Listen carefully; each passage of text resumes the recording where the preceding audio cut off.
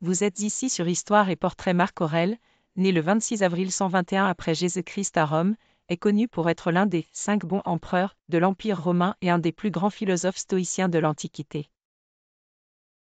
De son vrai nom Marcus Annius Verus, il est adopté par son oncle Antonin le Pieux, l'empereur de l'époque, qui en fait son successeur désigné.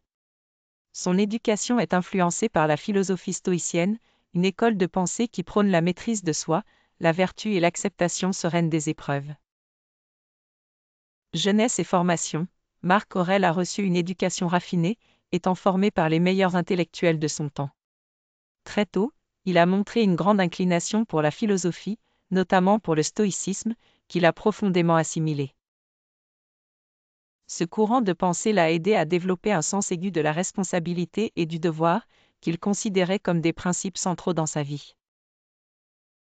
Accession au pouvoir. Marc Aurèle est nommé empereur en 161 après Jésus-Christ avec son frère adoptif Lucius Verus, une corégence inhabituelle pour l'époque. Cependant, à la mort de Lucius Verus en 169 après Jésus-Christ, il devient l'unique dirigeant.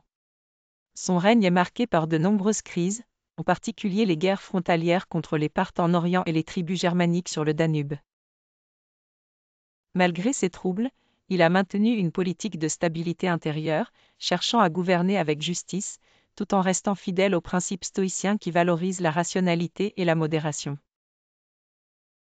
Marc Aurèle a également dû faire face à une épidémie dévastatrice connue sous le nom de peste antonine, qui a ravagé l'Empire pendant plusieurs années et affaibli l'économie.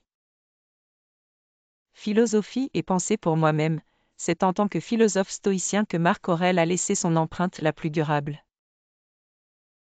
Son œuvre, Les pensées pour moi-même, Méditation en latin, rédigée probablement sur les champs de bataille, est un recueil de réflexions personnelles sur la vie, la mort, le destin et la nature humaine.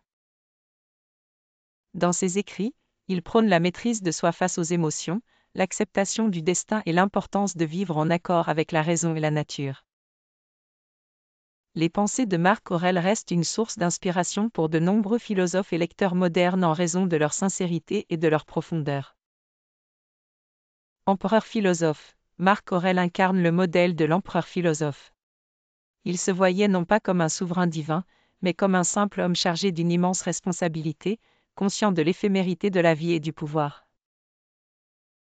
Il cherchait à agir avec humilité, équité et sagesse, guidé par ses principes philosophiques. Cette approche, bien que idéale, l'a souvent placé en opposition avec les réalités brutales du pouvoir impérial, notamment avec les intrigues politiques et les complots. Guerre marcomane, une grande partie de son règne a été consacrée aux campagnes militaires contre les tribus germaniques le long du Danube, connues sous le nom de guerre marcomane. Bien que ces guerres aient épuisé les ressources de l'Empire, Marc Aurèle a réussi à maintenir les frontières et à repousser les invasions barbares.